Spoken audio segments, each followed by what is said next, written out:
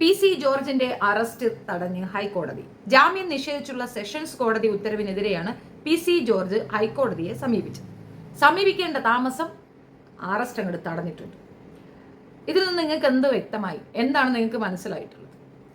പലരും പറയുന്ന എൻ്റെ കമന്റ് സെക്ഷനിലൊക്കെ പോയി നോക്കിയാൽ നല്ല സൂപ്പർ മറുപടികളാണ്. ഒരുപാട് കഷ്ടം, വ്യക്തമായ വീഡിയോ ഉണ്ട്, എന്നിട്ടും കോടതി തടഞ്ഞു. ഹൈക്കോടതിയൊക്കെ ഹൈ കോമഡി ആയിപ്പോയി.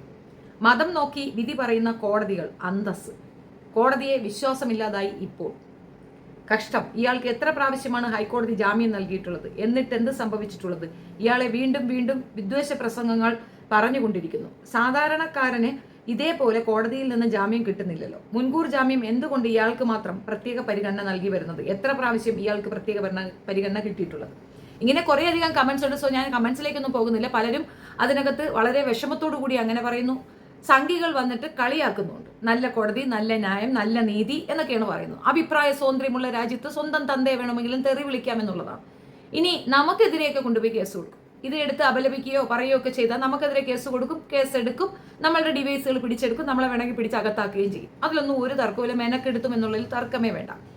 ഇവിടെ PC ജോർജ് എന്നല്ല, പൊതുവെ നമുക്ക് കിട്ടുന്ന ഒരു അക്സെപ്റ്റൻസ് അതാണ്. ഇസ്ലാം മതവിശ്വാസികളുടെ അടുത്താണ് പറയുന്നത്, നിങ്ങളെ വളരെ മോശമായി, വളരെ വൾഗറായി അപമാനിച്ചിട്ട് അപലപനം മാത്രം നടത്തുന്ന നിങ്ങൾ ഇത് അർഹിക്കുന്നു എന്നാണ് ഞാൻ പറയുക. ഒരാൾ കൊടുത്ത കേസിലാണ് ഈ പ്രശ്നം. നിങ്ങൾ എത്ര പേരുണ്ട്? എത്ര വിശ്വാസികളുണ്ട്? എത്ര സംഘടനകളുണ്ട്? നിങ്ങളെ പ്രതിനിധീകരിക്കുന്ന എത്ര സംഘടനകളുണ്ട്? എത്ര പേർ കേസ് കൊടുത്തു? ഒരാൾ കൊടുത്തു, എന്നാ അവൻ കൊടുക്കട്ടെ, നമുക്ക് നോക്കാം. അങ്ങനെയല്ല, ഓരോരുത്തരും കൊടുക്കണമായിരുന്നു. കൂട്ടത്തോടു കൂടി കൊടുത്തു കഴിഞ്ഞാൽ ഹൈക്കോടതിക്ക് അതിന്റെ സീരിയസ്നെസ് മനസ്സിലാകും. അവിടെ ഈ പറയുന്ന രാഷ്ട്രീയമോ മറ്റൊന്നുമല്ല. ഒരു ഇൻ പേഴ്സൺ കൊടുത്തു, മുൻ MLA ആയ ഒരാൾക്കെതിരെ. അതൊരു വലിയ സീരിയസ് സാധനമല്ല. അതേസമയം ഒരു പറ്റം ആൾക്കാരായിരുന്നുവെങ്കിൽ തീർച്ചയായിട്ടും അതിനിങ്ങനെയല്ല. ഇപ്പൊ എന്തുകൊണ്ട് ബോച്ചയുടെ വിഷയത്തിൽ തീരുമാനമെടുത്തു? ബോച്ചയും ഹൈക്കോടതിയെ സമീപിച്ചിരുന്നു മുൻകൂർ ജാമ്യത്തിന്. അപ്പൊ അത് കിട്ടുന്നതിന് മുമ്പ് തന്നെ ബോച്ച ഇരിക്കുന്ന സ്ഥലത്ത് വന്നു പോയി പൊക്കിക്കൊണ്ടുവന്നു ഇല്ലേ? എങ്ങനെ നടന്നു അത്? എങ്ങനെ ആ ഇൻഫോർമേഷൻ അവിടെ കിട്ടി? എന്തുകൊണ്ട് ഇയാൾ ഇരിക്കുന്നിടത്തുനിന്ന് ഈ ഒരു ഡ്യൂറേഷൻ ഉണ്ട്, സെഷൻ കോടതി തള്ളുമ്പോൾ ആ ഒരു സമയപരിധി ഉണ്ടല്ലോ, ആ പരിധിയിൽ പോയി പോലീസിന് എന്തുകൊണ്ട് പിടിക്കാൻ പറ്റിയില്ല? വഴി എന്തുകൊണ്ട് അറിയില്ലെന്ന് പോലീസ് പറഞ്ഞു. ഇയാൾ മുങ്ങി നടന്നു. ഇനി ഞെളിഞ്ഞു വിഴിഞ്ഞ് വീണ്ടും വന്നിരുന്നത് കൊണ്ട് ചാനലുകൾ ഇരുന്നുകൊണ്ട് ഇതുപോലെ വാഴ്ത്താളം അടിക്കുക തന്നെ ചെയ്യും അയാൾ. അയാളുടെ മകനും വക്കീലാണ്, മെനക്കെടും. അയാളുടെ കയ്യിൽ പൈസ ഉണ്ട്, അയാൾ മെനക്കെടുക തന്നെ ചെയ്യും. നിങ്ങൾക്ക് എന്താണ് കുഴപ്പം? എത്ര നാൾ നിങ്ങൾ ഇത് സഹിക്കാനാണ് ഉദ്ദേശിക്കുന്നത്? എന്തുകൊണ്ട് നിങ്ങൾക്ക് റിയാക്ട് ചെയ്യാൻ പറ്റുന്നില്ല? നിങ്ങളുടെ ഒരു മോശമായിട്ടുള്ള എക്സ്പീരിയൻസ് നിങ്ങൾക്ക് കിട്ടിയതിന്റെ കാരണം നിങ്ങൾക്ക് ഇപ്പം മനസ്സിലായില്ലേ? കഴിവുണ്ടായിട്ടും പണമുണ്ടായിട്ടും നിങ്ങൾക്ക് പ്രതികരിക്കാൻ അറിയില്ല. നിഷ്കുകളാണ്. നിഷ്കുകളായ നിങ്ങൾക്ക് ഇത് കിട്ടുക തന്നെ ചെയ്യും. ഇനിയും കിട്ടും, ഇനിയും ധാരാളം കിട്ടും. അവസരങ്ങൾ വരുമ്പോൾ ഉപയോഗിക്കാൻ അറിയാത്തവൻ കഴുതയാണെന്ന് ഞാൻ പറയും. അത്തരത്തിൽ കഴുതയായിരിക്കുകയാണ് നിങ്ങൾ. ഇത്രയും വലിയൊരു ഭീകരമായ ഒരു വൃത്തികേട് അവൻ പറഞ്ഞിരിക്കുന്നു, അതൊരു ചാനൽ ഇരുന്നു കൊണ്ട്. ആ ചാനലിനെതിരെ കേസ് കൊടുക്കാൻ നിങ്ങളെ കൊണ്ട് പറ്റിയില്ലേ? കുറേ നാളായി ഞാൻ പറയുന്നല്ലോ. ഇപ്പം ഞങ്ങൾ ഇത് ഓപ്പൺ അപ്പ് ആക്കിയിട്ട് ഞങ്ങൾ ഇതിനൊക്കെ സെറ്റാക്കി കൊണ്ടുവരുന്നേ ഉള്ളൂ. സഹകരണം കുറവായത് കൊണ്ട് തന്നെ അത് വളരെ സൈലന്റ് ആയി പോകുന്നു എന്നുള്ളതാണ്. ഒത്തിരി പേര് മുൻപോട്ട് വരുന്നുണ്ട്. തീരെ സാധുക്കളായ മനുഷ്യർ എങ്ങനെയായാലും ഇതിനെതിരെ നീങ്ങണം, എന്തെങ്കിലും ചെയ്യണം എന്ന് പറയുന്നു. സംഘടനകൾ ഉള്ളവർ സൈലന്റ് ആണ്. പറഞ്ഞവർ നമ്മൾ എത്രയോ പറയുന്നു. ആരെങ്കിലും അനങ്ങുന്നുണ്ടോ? ആർക്കെങ്കിലും ഇതിനകത്ത് താല്പര്യമുള്ളതുപോലെ എനിക്ക് ഫീൽ ചെയ്തില്ല. നിങ്ങൾ മൗനമായി ഇരിക്കുന്നിടത്ത് ആര് നിങ്ങളെ പ്രൊട്ടക്ട് ചെയ്യുമെന്ന് നിങ്ങൾ വിചാരിക്കുന്നത്? ഗാസയുടെ സംഭവം എടുക്കുക. ഗാസയിൽ എന്താണ് നടന്നത്? 57 രാജ്യങ്ങളുണ്ട് നമുക്ക്. മൊത്തം 195 രാജ്യങ്ങളിൽ 57 രാജ്യം ഇസ്ലാം രാജ്യമാണ്. ആരെങ്കിലും അവിടെ പോയോ സഹായിക്കാൻ? അവരുടെ കഷ്ടപ്പാട്, അവരുടെ ബുദ്ധിമുട്ട് അവർ തനിച്ച് ഫേസ് ചെയ്യേണ്ടി വന്നു. എവിടെയും അങ്ങനെ തന്നെയാണ്. ഒരാളും വരത്തില്ല. എല്ലാവരും നോക്കുകുത്തികളാണ്, ഭയമാണ്. എങ്ങനെ ചെയ്യണം, എന്ത് ചെയ്യണമെന്ന് അറിയത്തില്ല. നിങ്ങൾക്ക് യൂണിറ്റി ഇല്ല, അതുകൊണ്ടാണ് അവർ സ്കോർ ചെയ്യുന്നത്. യുണൈറ്റഡായി നിന്ന് നിങ്ങൾ ഇതിനെതിരെ ശക്തമായി പ്രതികരിച്ചില്ല എങ്കിൽ ഗാസയിൽ സംഭവിച്ചതിന് കേരളത്തിന് സംഭവിക്കുന്നുള്ള തർക്കമേ വേണ്ട. ഗാസക്കാർക്ക് എന്താ സംഭവിച്ചതെന്നറിയും. അവർ കൊടുത്തു.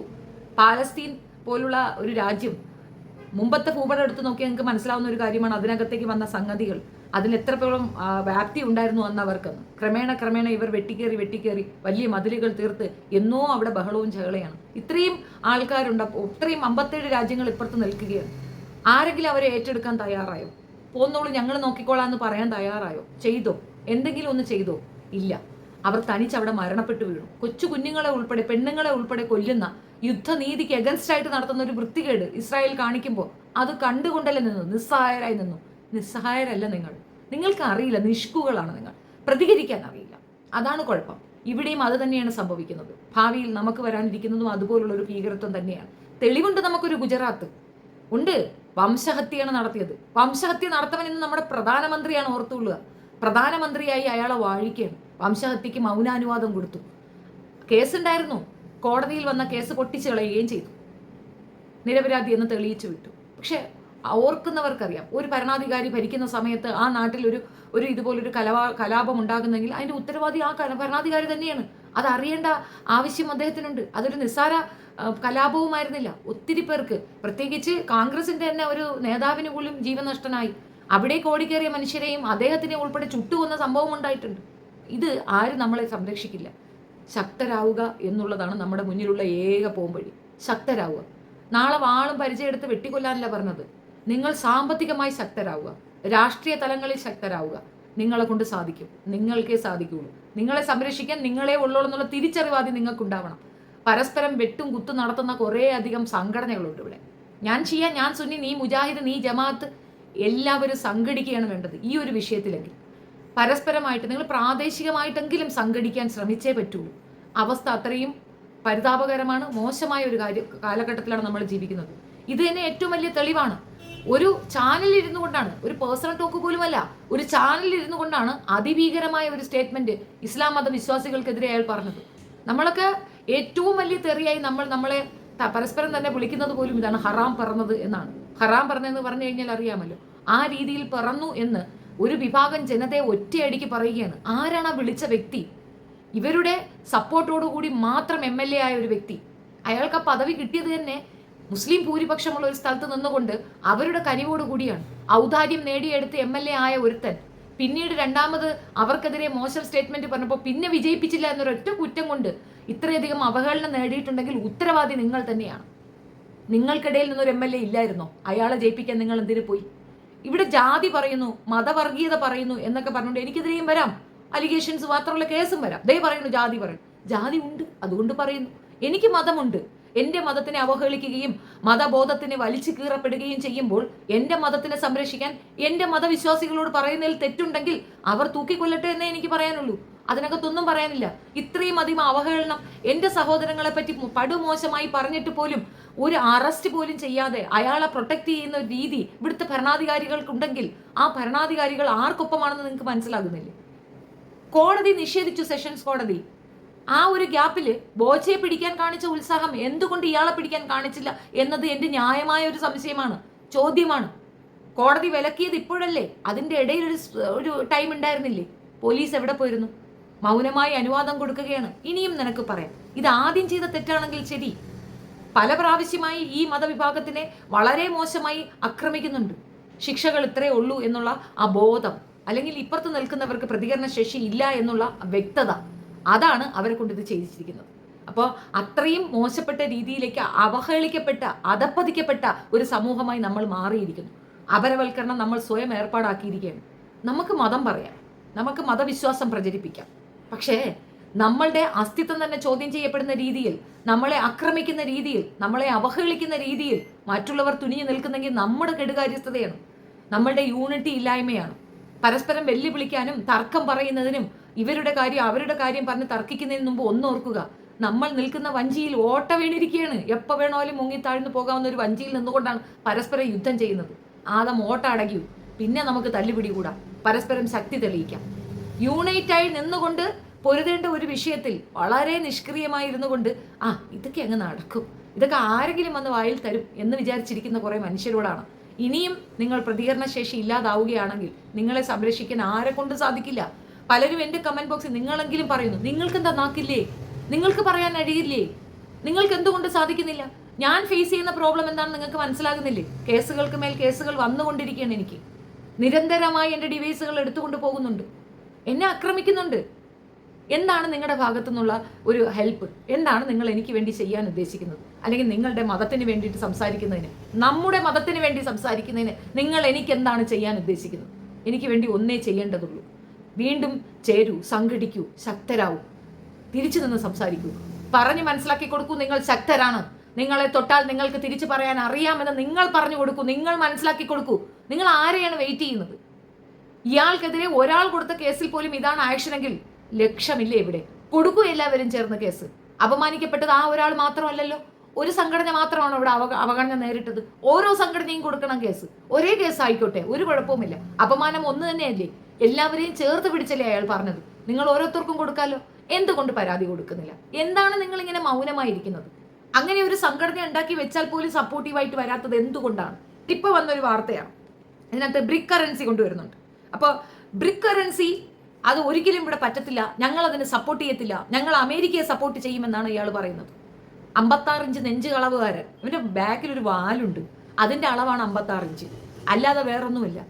അങ്ങനെ നെഞ്ചളവുകാരൻ ഈ പറയുന്ന അമേരിക്കക്കെതിരെ വായി പൊക്കത്തില്ല. എന്തുകൊണ്ട് പൊക്കത്തില്ല? ബ്രിക് കറൻസി എന്ന് പറയുന്നത് വളരെ അക്സെപ്റ്റൻസ് ഉള്ളതാണ്. എവിടെ പോയാലും US ഡോളറിന് വലിയ വാല്യൂ ആണ്. അങ്ങനെ ഒരു വലിയേട്ടം ഞങ്ങൾക്കൊന്നും വേണ്ടാന്ന് പറഞ്ഞുകൊണ്ട് ചെറിയ രാജ്യം, ഇന്ത്യയേക്കാൾ ചെറിയ രാജ്യം പോലും ബ്രിക് കറൻസിക്ക് അക്സെപ്റ്റൻസ് കൊടുക്കുന്നു, അംഗീകാരം കൊടുക്കുന്നു.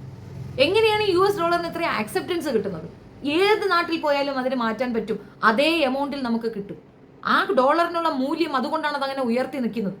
ആ ഒരു പിന്നെ അധീനത്വ മനോഭാവം അവർക്ക് ഉണ്ടാക്കി കൊടുത്തത് നമ്മളാണ്, മൗനമായി അനുവദിച്ചു കൊടുക്കുകയാണ്. ബ്രിക് കറൻസി നല്ലൊരു ഓപ്ഷനാണ്. എന്തുകൊണ്ട് അതിന് വേണ്ടിയിട്ട് ആരും എഫർട്ട് എടുക്കുന്നില്ല? പ്രത്യേകിച്ച് ഇന്ത്യ അതിനെ നിഷേധിക്കുന്നത് എന്തുകൊണ്ടാണ്? പേടിച്ചിട്ടാണ്. അപ്പോ പേടിയുണ്ട്. സ്വന്തം നാട്ടുകാരെ ചങ്ങലയിട്ട് പട്ടികളെ പോലും കൊണ്ടുവരാത്ത അത്രയും മോശമായ രീതിയിൽ പെണ്ണുങ്ങളെയും കുട്ടികളെയും ഉൾപ്പെടെ വെറും തടവുകാരായി, വെറും യുദ്ധ തടവുകാരായി പിടിച്ച് അപമാനിച്ച് നാട്ടിൽ കൊണ്ടുവന്ന് മൃഗങ്ങളെക്കാൾ നീചമായ രീതിയിൽ അവരെ കൊണ്ടുവന്ന് തള്ളിയിട്ട് പോയപ്പോൾ പോലും വായി തുറക്കാൻ കഴിയാത്തൊരു പ്രധാനമന്ത്രിയാണ് നമുക്കുള്ളത്. സ്വന്തം മതവിശ്വാസമുള്ളവർ തന്നെയാണ് അതിൽ അധികവും. പ്രത്യേകിച്ച് ഗുജറാത്തികളാണ്, 104 പേർ ഗുജറാത്തികൾ തന്നെയായിരുന്നു.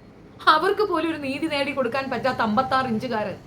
പേടിക്കുന്ന പേടി നിങ്ങൾ കണ്ടില്ലേ? അവരുടെ കറൻസി അവരെതിർക്കില്ല പോലും. ഭയമാണ് അവർക്ക്. ഷൂ നക്കിയ പാരമ്പര്യമാണ്, ഭയപ്പെട്ട് ജീവിച്ചാണ് അവരുടെ രീതി. നമ്മുടെ പാരമ്പര്യം അതല്ല, നമ്മൾ ഭയപ്പെടുന്നവരല്ല. അവർ കള്ളു കുടിച്ചിട്ട് വേണം വാളെടുത്ത് ആളുകളെ വെട്ടാൻ പോകാൻ.